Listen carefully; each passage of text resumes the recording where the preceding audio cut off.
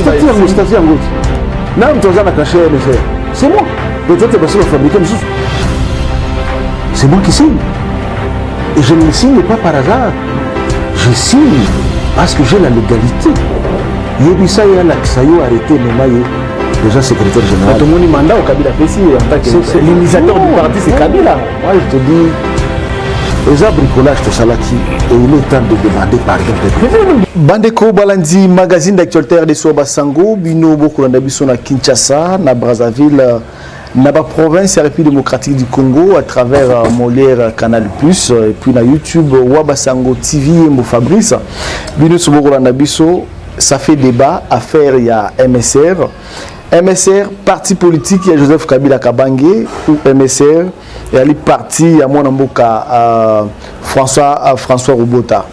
Ils ont débat où Toyambaki, communicateur, il y a MSR, premier vice-président Ligue des Jeunes, puis deuxième vice-président Ligue des Jeunes, où il y a Limbola Kinyonso de long et à large, comment MSR est dirigé, statut de les alliés présenté, ils allaient dirigés par Ndeko François Robota. Nzokande Ndeko Raphaël Loulou Azalipe, secrétaire général adjoint en charge de l'implantation. Il y a parti à lobby, parti et tirage jamais qu'aux allez à Raphaël Ndeko François Robota. À lobby, Joseph Kabila a apprécié mandat, il a représenté parti. Dans ma solo état politique ou état mini Ndeko François Robota avait une qualité, il a représenté parti MSR. Alors, les lots, le secrétaire général, il y a MSR, François Robota, est-ce qu'il y a secrétaire général, ou bien si à Longwa, est-ce que parti est à Kabila, Topé est à Nani, avec lui, Ndetoko, Zoba réponse dans la question, Nyonso Oyo, Bandekouba Kotuna. Bonjour, Papa François. Bonjour, monsieur le journaliste. Bonne santé. Santé, très bien. Santé Kitoko. Très bien. Union sacrée normale. Très normal. Ndeko François Robota, Baï Congo démocratique, Balingi comprendre. Tant que nous avons une union sacrée pour la République, Ezalaki Joseph Kabila a fait un mandat, il y a représenté MSR, ou bien Ezalaki vision la Binomoko, quelques cadres à partir de Bokenaki. Merci beaucoup. Au début, selon la loi portant organisation et fonctionnement des partis politiques, parti ezaka ya mutuke, parti ezaya batu. Pour que parti ezala agréé dans le ministère de l'Intérieur, il faut batu signer.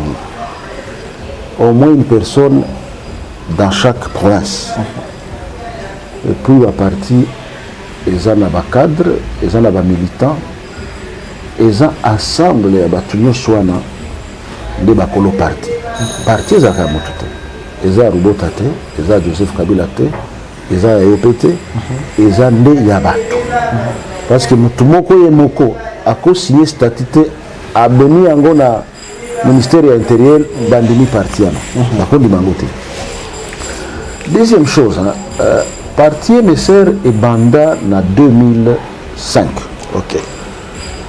En 2005, c'était avec le fait Pierre Lumbi, que son âme repose en paix, et avec d'autres leaders de proximité.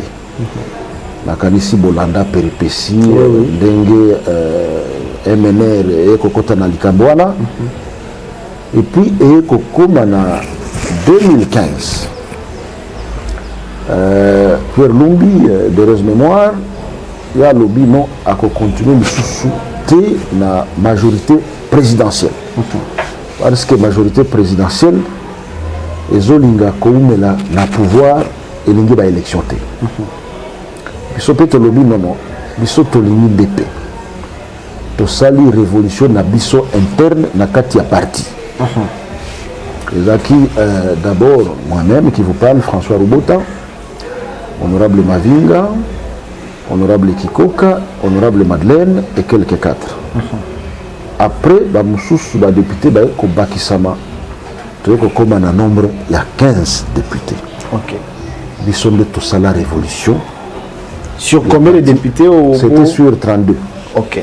Sur 32, 15, on accompagne le président de la République de l'époque pour que tout le monde a ce qui vie sociale et économique qui est un peuple congolais et que de Liboso. autorité de l'époque baillait à la rescousse. Bazui Likambouana pour les causes, bien entendu. Baillait comme ça la statue, la salissibisson statue, tout signé en gros. Avec des choses qui ne doivent pas être dans un statut. Vous avez un statut, vous avez un statut. Vous avez un statut, vous avez un statut, vous dit ok, tout signé, mais il y a beaucoup de choses qui ne doivent pas être dans un statut. Mais comme secrétaire général de l'Union, à l'issue d'un vote, vote, nomination qui vote. Les députés, les fans, les lobby, non, Moutouako Kambabiso, avec sa façon d'être, avec moralité naïe, avec son comportement, les Araka François Roubota, député national.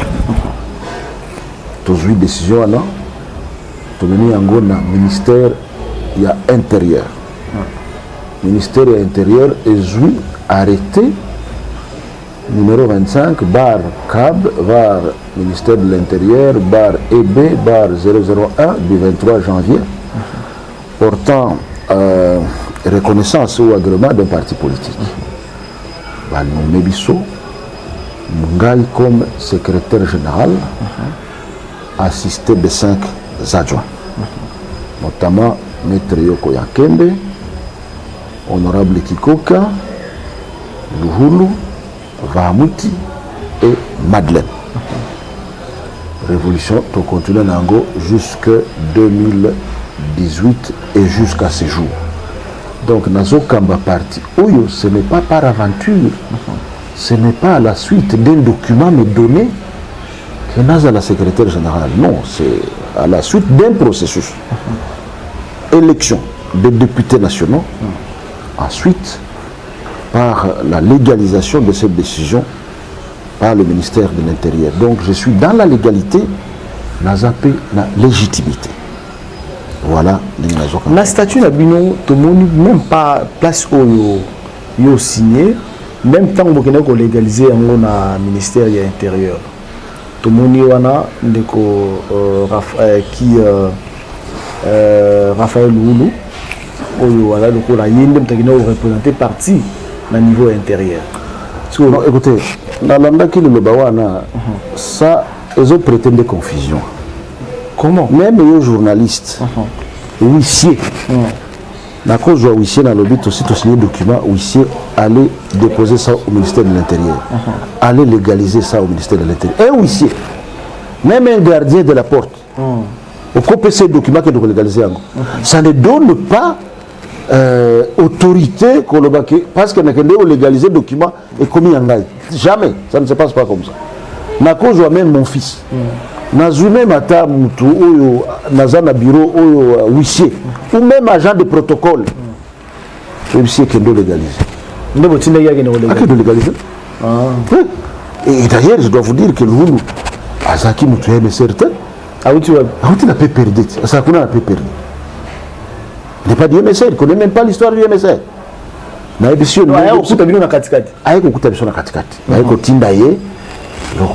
pouvoir essayer de nous gérer, de nous manipuler, tant que tout ça, la révolution, il n'était pas là. Donc, la révolution, vous savez qu'il y a une erreur.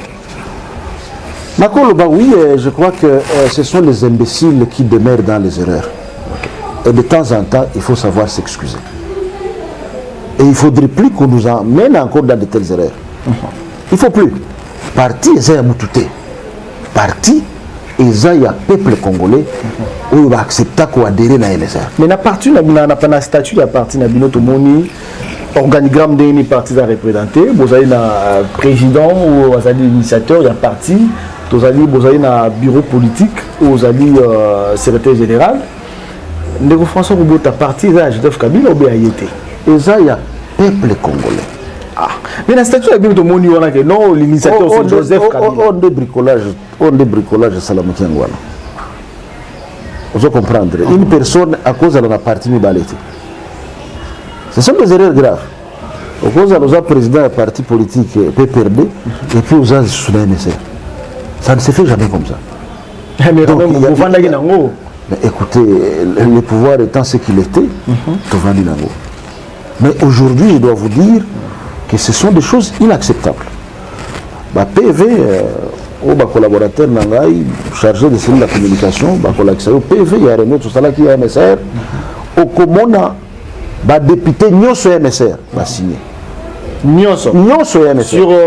Sur le 8 du MSR que nous avons. Okay. Sur le 8, Nyoso va signer. Président de la Ligue nationale des femmes a signé. Président de la Ligue nationale des jeunes a signé. Vice-président de président pour président président de la Ligue. Président Ligue de personnes avec handicap a signé le document. Les secrétaires généraux, moi-même, j'ai signé sur le document. Honorable Vamouti a signé sur le document. Honorable est encore à l'intérieur. Elle devait aussi signer sur le document. Elle n'a pas encore signé. Elle n'a pas encore signé. Okay. D'ailleurs, son statut ne permet pas qu'elle signe même sur le document. Okay. Elle a un statut spécial que je ne vais pas donner ici. Et elle ne peut pas être contre ce que nous avons fait. Au regard de son statut. Au regard de son statut. Maître Yoko, vous savez, quand il m'a eu au téléphone, ce qu'il m'a dit. Monsieur François Roubota, félicitations pour ton intuition politique. Ce que mon Yetouna Yendengwana. Mais maître Alobi, à la binoté, ça fait longtemps parce que lobby. Je suis en train de parler d'une haute personnalité. Ok. Nazo Kosate, ce que le secrétaire général Roubota nous a dit ceci. Est-ce que c'est faux ou c'est vrai? Roubota, je te félicite pour ton intuition politique. Nous devons aider le peuple congolais et accompagner le président de la République dans sa vision de l'union sacrée. Je vous épargne d'autres commentaires. On a besoin de soutenir qui Félix Lelo, lobby pour soutenir sous président Moussoussa Royate, ce qui est un statut d'Abisso. En tout cas, vision d'Abisso. Tokola na MSR. Tozaba leader de proximité. Nous allons toujours avec le peuple. Voilà qui est statut. Ce que Tali, moi, paragraphe et Alibocho, c'est pour soutenir le président de la République, chef de l'État, point barre, Totangi Kombo. Deuxième paragraphe, Léo Kotia Joseph Kabila, parce qu'il était le chef de l'État. Parce qu'il était le chef de l'État. Pour soutenir vision à chef de l'État, Joseph Kabila, ne Totangi na préambule, na Souka. Vision, on va toujours soutenir l'action à chef de l'État. Joseph Kabila, le premier paragraphe. Quel que soit les leçons, beaucoup d'opposition. Non, c'est pas comme ça. Le premier paragraphe, soutenir le président de la République, point barre. Le président qui va dans le sens de l'intérêt du peuple, il sera soutenu par les MSR. Donc, moi je me limite là. La PCO aussi, ce n'est pas un devoir, mais une orientation. Au sein de la investigation, les collègues de la cellule de communication, ils vont compléter avec tous les éléments. Mais je vais résumer en disant ceci. Parti ekoki kotika la te ya mutumoko. Parti eza ya bato.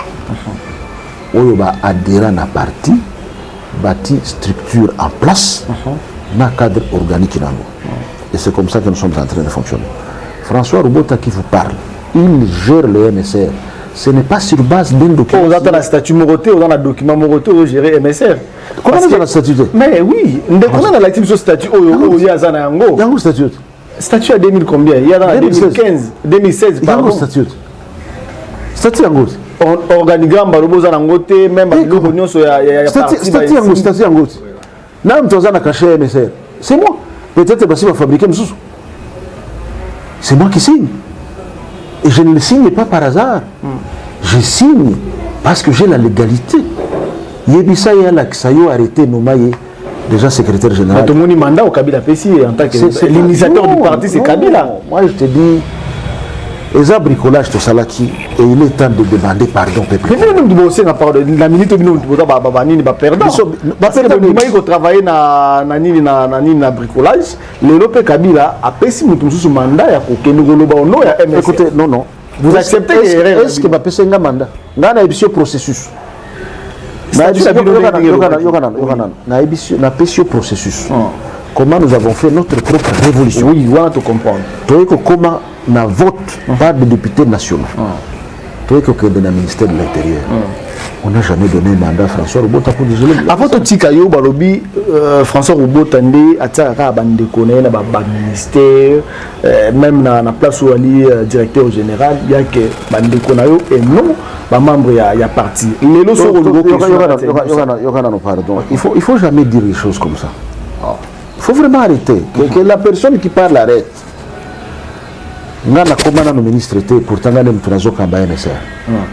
Nous avons déjà eu 2 ministres. Tozwa Moko Yere. Azan de Konangata. Dans le gouvernement Kabila. Dans le gouvernement à l'époque. Ok. Tozwa Yere. Azan de Konangata. Dans le gouvernement Oyo et Okolo et Sielongo. Tozwa na Madame Yolande à fonction publique. Azan de Konangata. Dans le gouvernement. Sogina Mili Ganga Moko. Écoutez. Il y a un gouvernement. J'allais faire des démarches pour la côte. Mais les 2 ministres que je te donne, Tozwa Nani Maître Yoko, ton recommandant il y a comme PCA, il y a Régie des eaux. Azan de Konangata. Tozwa Maman Madeleine, ton recommandant il y a qui est administrateur OCC. Azan de Konangata. Louhou Akenda, administrateur national. Azan de Konangata. Comment on peut traiter les gens comme ça? De Konangana, il y a 4 jours, 6 jours. Ceux qui n'ont joué huissier, n'apporte, ou bien n'a joué secrétaire, n'a pas d'ici, le scandale, il a quelle fonction?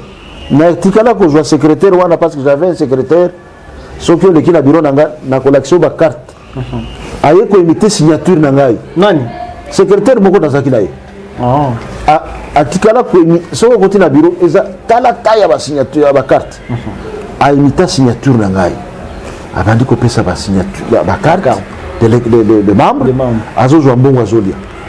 Na iko découvrir yango mokolo moko maman moko aye basungaye na baso médicaux. Alors non avant to sungaye balakisanga carte soka za mama. Balakisanga carte de kotala no. Ça c'est une signature limitée. Na bengi ba membre no so ba adhérer ba carte. Kala kabakata ba carte. Donc on doit être sérieux avec des choses comme ça. So qui tozolo bela makambo, ce n'est pas parce que tolobi tout soutenir le président Félix Antoine Tshisekedi pour que Total ceux qui vit à Congolais et Kobonga et comme un problème que parti à Kabila, parti initiateur, beaucoup de choses. Non, c'est pas ça. Bissot Tolongwe MSRT. Vous en avez MSR. Je suis le secrétaire général du MSR. Le secrétaire général du MSR. Il faut, secrétaire général, M. Souazalawana, il faut tomber sa congrès. Congrès. On peut vous en 2018. Non, mais tout ça, non, tout ça, le congrès pour nous, tout à commissaire G. Et puis, tu as mis le document dans le ministère de l'Intérieur, à créer en gros. Et puis, il faut un arrêté. Tant que cet arrêté n'est pas abrogé, je reste le seul. Nous devons être respectueux des lois et des règlements de ce pays. Quand il y a effigie, il y a Félix Tshisekedi de Longoli à Kabila. Et vous avez reflété Tshisekedi ou parce que je crois qu'il faut tous à la série. Si nous voulons travailler dans un état de droit, la République démocratique du Congo est bicéphale. Tout ça qui n'a pas président Mibaleti, est président Moko. Tout ça pour montrer que l'ADRP et le MSR accompagnent le président de la République dans le cadre de la vision de l'Union sacrée. Point barre. C'est tout.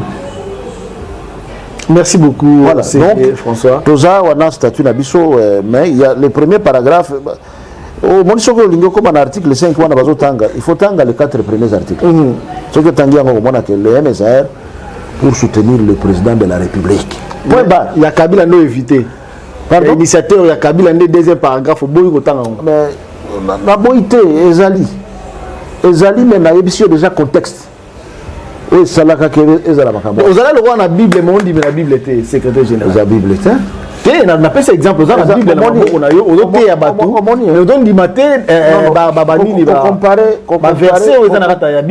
comparer le statut la Bible aux Zambé et Mokwasala. C'est la Bible qui est parfaite, qui ne peut pas être changée. Mais ceux qui n'avaient mis le statut à 2005, on peut les rencontrer là. Donc, il faut changer le statut. Oui, jamais. Il n'a jamais été initiateur du MSR qui a commencé en 2005. Babi on peut changer en gros. Donc changer en gros. Merci secrétaire général. Changer en gros. Nazana PV. Il y a conférence de président, il y a ADRP. Au temps en gros relation en gros. Nazapé na PV, il y a MSR. Autre joie qui décision, il y a soutenir Mokonzi Amboka, président Félix Antoine Tshisekedi Tshilombo. Où tous les députés ont signé. Les secrétaires des adjoints ont signé. En dehors de celui qui fait du bruit, à l'Obia Zana Mukanda. Moi, je n'ai jamais eu une lettre pour dire que tu es désigné. Jamais. Tu as exclu la partie ou bien nous l'avons exclu. Mais tout le monde a signé la partie, on dirige ce parti, il y a un statut, il y a un vice-président, il y a un président de la Ligue des Jeunes. Non, mais écoutez, qui a compétence de nommer un président de la Ligue des Jeunes? C'est le secrétaire général, non? C'est celui qui est compétent. Mais le président de la Ligue des Jeunes, président de la Ligue des Jeunes. Oh. Non, mais tout le secrétaire général. Non, qui lui a nommé? C'est moi. Sharon Mukende, c'est l'actuel président. C'est l'actuel. Il est avec vous. Oui. Comment? Tu confonds avec l'ancien qui a été exclu. L'ancien lui-même est parti travailler au Kolwezi, à Kolwezi. On l'a changé. Et c'est moi qui l'ai changé. François Robota, Azana, les 15 personnalités au Bazana Rata statut. Bazaliawa. Bazana Bango Rata MSR Nayo. Au Moni, ce qui a statut Nabiso. Au Talimbenge, bureau politique est constitué. Voilà. Tanga Bakombo, au Talipé Salaki, au Tangipe Bakombo. Au Jupe, député nationaux, signature de Bango Zawana. Au Tali sénateur Moko Tuzanaï, signature de Zawana. Ce qui est moyen de nous avons même une déclaration, il y a toutes les provinces, en dehors d'une seule province. Bango sont derrière François Robota. Comment? Merci. Nous sommes dans le Katama Mbongo. Ok, nous avons la province. Ok, nous tournons chaque fédération. Donc, moi je crois que j'ai été, on ne peut plus clair. Oui. Nous devons être des loyalistes, nous devons être des légalistes. Tant qu'il y a des documents qui gèrent les partis, on doit les respecter. Je suis couvert par le vote qui a eu lieu, c'est la légitimité. Je suis également couvert par l'arrêté ministériel, nous nommant, je suis donc dans la légalité. Et aujourd'hui, j'ai cette légitimité parce que ceux qui représentent le MSR au Parlement, ce sont les députés. Nous sommes avec eux et ils ont signé sur les PV que nous avons envoyés au ministère de l'Intérieur, acté même par le service ou la division, le secrétariat général du ministère de l'Intérieur. J'ai la copie ici. La justice. J'ai tous les documents. Dans un secrétaire général en charge des partis politiques m'a écrit pour dire votre PV, il est conforme à votre règlement et aux lois de la République démocratique du Congo. Merci. Tous ces documents-là. Secrétaire général. Voilà, c'est au filmé en gros. Je t'amène les documents au filmé PV. Il faut filmer PV. Au filmé PV. Au filmé PV ADRP. Pièce contre pièce. Dans document, il y a un secrétaire général pour acter notre PV de réunion où on a même exclu ces gens-là. Il est mon cas. Merci beaucoup, secrétaire général. Je vois ma photo et ma document. Premier vice-président, deuxième vice-président. Bino, comme Bino, c'est juste pour nous payer sa manière sous pouvoir et Bino Moubotika, et puis toujours défendre et l'autre pour défendre les partisans et Bino Joseph Kabila. Merci beaucoup, le journaliste Fabrice. Koloba était biso jeune, tous allés en quelque sorte manipuler ou quoi, tout aux poste ou comment, je ne pense pas. Tous à manipuler. Nous sommes quand même pas de n'importe quelle jeunesse. Tous à babilenge oyo to tangi na ba classe ya minene ya mboka oyo. Tous à babilenge oyo to yebi ba droit na biso. Tous à babilenge oyo toza na idéologie ya parti politique na biso ya monde toza ko soutenir ko luka poste songolote. Il y a des choses où to bandaki ko fustiger na kati ya parti ya monde esalaki que to se révolter au travers ba conseil na biso ya parti ba se révolter pona nini to ko bunda tango ekozala tango ya kozwa ko partager o ezali ba effort ya mutu na mutu okomona bazali ko tindela batu bandeko na bango batu wana baza koloba ke non CG abande ko tia bandeko na ye ou quoi c'est faux et archi faux CG ko démontrer leo CG a démontré makambo nyonso au contraire ndeko lulu mutu aza na leki na ye kuna na ministère comme conseiller leki ya CG aza kuna te o moni ke ezali makambo ya lokuta makambo wana na kati ya statut na bino tomoni tozwi premier vice-président ya Ligue des Jeunes Nicolas oyo batalisi ke parti ezali ya Kabila mais bino bokondima te awa totuko soana CG azali konie ke parti eza ya Kabila te ezali juste batiaki na première phrase na bino ya préambule ezali boko soutenir kaka président ya République c'est-à-dire même yo lobi soko mi président bako soutenir yo même qui opposant mosusu bakomi président bakosoutenir quel que soit azali korépondre te na batante ya population te particularité ezali à condition que président wana vision na ye na oyo ya biso ekutani mais naozonga même na mwa nsima merci mpona mutuna na yo mais ya solo ngai nazoyoka mpasi mingi na motema parce que bamanifestation wana bagestation wana ya ndeko Raphaël Loulou ezolakisa une seule chose que avant il n'y avait pas un état de droit. Avant on ne respectait pas les règles. Parce que il y a une loi du 15 mars qui réglemente la condition d'existence d'un parti politique. Et l'objet que parti politique initiateur nango président non. Et l'objet simplement que c'est l'association des personnes pour défendre une vision. Et c'est que le MSR il est. Association de leaders de proximité pour défendre la vision de la société qu'aujourd'hui, que le président actuel, son excellence Félix-Antoine Tshisekedi, a matérialisé. Il faut qu'on soutenir. En outre, ce qui fait aujourd'hui la qualité du secrétaire général, ce n'est pas la lettre de Kabila. Il n'a jamais été nommé par lettre. Mais c'est l'arrêté qui donne toutes les qualités et notamment mandat à agir pour le compte du parti. On est dans l'égalité. Tout ça, na supputation, maintenant. Il a été élu, il n'a pas été nommé et son élection a été arrêtée par une décision de droit. Si Dekouana a une décision basée sur la loi qui dit le contraire, qui le démontre. Donc, on peut dire aujourd'hui que Kabila a commis une erreur et a pris sa signature mandat na Ndeko. Na évité ce qui Ndeko Kabila a payé son mandat. Mais l'intimité, pour y l'obité à l'obakate. Et Naïbi Kaza, président de PPRD, dans toute sa sagesse, a manifesté intérêt. En revanche, MSR n'a pas rapport ni ce même ligne de Joseph Kabila depuis Salema MSR. Attends, ma député, la majorité, parce que Ndeko Kabila avant dans le pouvoir. Ceux qui ont besoin de ce solo, il y a Moutouka, il y a ordinateur, mais c'est malheureux. C'est malheureux. Vous imaginez l'apport d'un parti politique, 30 députés, la majorité. C'est tout ce qu'on a reçu en fait. Pendant plus de 15 ans, il y a soutien à Joseph Kabila, ordinateur dans la voiture. Le secrétaire général est capable de ressembler à Moutoukaté. Ça, c'est la bassesse. Et puis, et ça appartient au parti.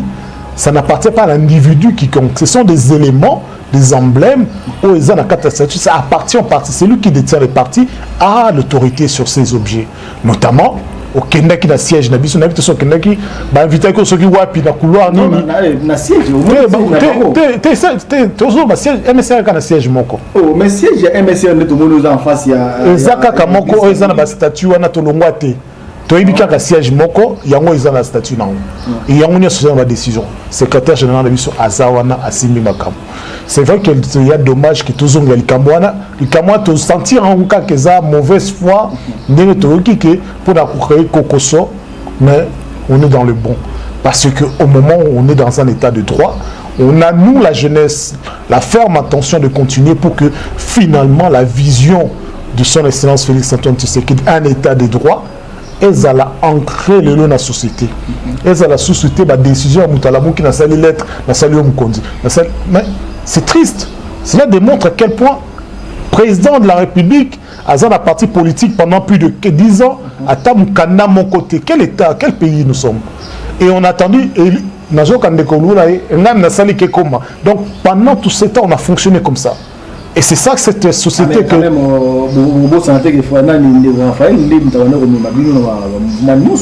Abandaki comme maté, aye ko kuta parti. Ma PC rôle na kata parti. Et lorsqu'il s'agissait de désigner Mouta même ma partie, Ndeko, on a dit son camarade François Roubot a été élu. Donc François a eu une décision dans la partie sans consulter Ndeko Raphaël Loul. Au moment où on a lettre ni na moment ni na partie. On a la lettre toi hier en tant que cordon sur le plan décision tant les hommes qui MSR éthique là. Nous Nazaraki. Nazaraki voilà. Aye ko assister que non bandeko 4 députés nationaux babito rotikala nous la esima. OK, merci. Ndeko Fulgence au côté de Sabiso signature oyo ya Ndeko Joseph Kabila Kabange oya pesi Ndeko Raphaël le mandat ya ko représenter MSR. Est-ce que ni documents les a authentiques? En tout cas, je na remettre en cause, c'est du faux et archi faux. Ndeko Raphaël Loulou azali moto il fallait qu'il y ait kangama pour na acte wana. C'est très grave. Je vous dis, monsieur le journaliste, tous en état de droit. C'est très grave. Ce qui a été signature ya Ndeko Joseph Kabila te abandela asala document mususu. Mais oyo azanango wana tous en a copie. Et ça signature à Joseph Kabila Kabange. Ça c'est très grave. Biso tous en signature à Joseph Kabila Kabange. Au moment opportun, tokola kisa mokili koyeba signature Joseph Kabila Kabange ezala kandenge ni. Eza o bango bazana ngote. Tout comme presque na suka il y a une émission na biso kozo parole et puis premier vice-président ozo parole pour nous clôturer. Ndeko Raphaël Loulou yende mutako diriger MSR pour le nom. Ndeko Raphaël Loulou azana bisoté pe azana qualité à ko diriger MSRT parce que pour nous diriger MSR secrétaire général Banouma Kaete depuis MSR et Banda Tilelo ndeko secrétaire général nani Rubota azalaka nomete ala kisabisona no document oyo nomaka secrétaire général Rubota comme secrétaire général et de circuit to kondima pe oyaye mais ceux qui va prédécesseur na nyonso batikala kozwa acte mon côté et ça juste bureau politique où il y a ko prouver té azo ba bureau politique bazo démontrer que bureau politique est nini bureau politique ils en nous CGE moko suivi na 5 secrétaires généraux adjoints et y compris quelques secrétaires les secrétaires nationaux na ba ligue ba animateur nyonso ba ligue. Oh, biso tozana ba document awa. Oyo ya réunion salamaki le 15 décembre 2020. Oyo ba tunyoso noti kotanga wana. Sur les 5 secrétaires généraux adjoints, misatu bazana biso. Auti kotanga maître Yoko ya Kiembe ki azana ye eza lukuta munene. Natindi yo ndeko journaliste kende ko luka maître Yoko azali PCA régie des eaux. Akoyebisa yo makambo ke akoselier. Donc sur les 5 secrétaires généraux adjoints oyo bazana kati ya statut légalisé par du MSR Kiko Kazana Bino Kiko Ka secrétaire général adjoint Kiko Kazana Biso, secrétaire général adjoint Vamuiti Azana Biso, secrétaire général adjoint Maître Yoko Yakembe Azana Biso, le secrétaire général adjoint Madame Madeleine vie état de santé naye ndi azo participer na ba réunion mais na ba réunion nyonso ya ndeko Raphaël Loulou aussi au mona secrétaire général adjoint nini na kati aussi au mona nani à l'accès que document au secrétaire général tel a signaki et tikala kozala te deux ali makambo azokosa ba député nous ne batika na ye bon en fait ils disent que ba député ne batika na Raphaël député mon côté ndeko Raphaël Loulou faut éviter mambo opportunisme ozo kande ko journaliste makambo auti ko sala na auti ko landa nini émission na ye j'ai compris que le kola azali koyoka ndeko sama Lukombe le premier ministre azo formé gouvernement yango aye na ba débat moko boye ba débat moko stérile o ezana sensité ba statut na biso ya MSR eza clair de le préambule ba biso MSR a vocation à soutenir chef de l'État batangi komboté. Ce qui à ce moment-là, ils allaient qui ndeko Joseph Kabila Kabange. Où est le mal? Et aujourd'hui, ils ont ndeko Félix Antoine Tshisekedi de Chilombo. Pourquoi pas tout soutenir le pays? Merci ndeko Eric. Tu as suka émission à biso. Au tali caméra ou le banandeko autour le baba membre de sur MSR. Parce que pour le moment, écoute quand même moi autour le désordre les amis. Ba ko baté tout le monde ya diriger MSR, les alliés Nero François Roubota ou bien Raphaël Loulou. au Mekako éclaircir la République démocratique du Congo, surtout les membres de la guerre. On a non seulement les arrêtés, documents officiels, il y a institution en Boka où ils ont déterminé nani azokamba MSR. Mais moi je dirais même ceci sur le côté na kateba statut na biso. À défaut d'un congrès, le secrétaire général, l'honorable François Robert Lamoki le Talbina Kei, 24 fédérations sur 26 ba pesi ba winaye okende. Biso ba militant ba cadre to lui akende. Akende non seulement qu'on représenter biso mais qu'on représenter MSR pour défendre vision MSR auprès de Mkonzamboka son excellence Félix Antoine Tshisekedi. Bas députés provinciaux, bas députés nationaux, Ezalaya MSR, Ezalaya ADRP regroupement et PCE Cutus. À défaut de congrès, qu'est-ce que c'est que cela? Cambignon, il y a spécialisé. Ligue nationale de jeunes. Ligue provinciale, Ligue des femmes, l'une des personnes vivant dans le continent, nous dit Kende. Sur ceux qui m'ont commis balai à Boyi, il y a une déterminée majorité. Tout le monde a dit que pour enchérir c'est-à-dire l'organe sur la partie tant que il y a des PV zalaka, pas signaka. C'est-à-dire que les Taliban ont statut ou ont parti. Au bureau politique, il y a des signatures, il y a des PV, il y a des réunions de Salamaka. Les signatures, il y a des PV, et pas le secrétaire général chargé des partis politiques. À Tangi statut, à Moni Bakombo, à Moni Signature, il a même acté cela. Aux hommes, comment on est conforme na règlement d'ordre nabiso na statut nabiso que mutu oyo organe politique décision ya ba ligue nyonso ya ba organe nyonso ya parti et puis mandat pour conduire parti politique MSR na kati ya vision mokonzi mboka ezali CG Raphaël CG pardon François Robota oyo ndeko Raphaël azali koloba azata mutu moko simana été aux hommes. Merci beaucoup. Donc, surtout le lot, tout une manifestation, tout le bateau, mais kakaka. Tout le retourné ça, avenue 24 novembre, tout à l'heure. Non. Donc, tu n'as jamais aussi la manifestation depuis la aussi, mais. Depuis la secrétaire général, le mouvement, qui quitté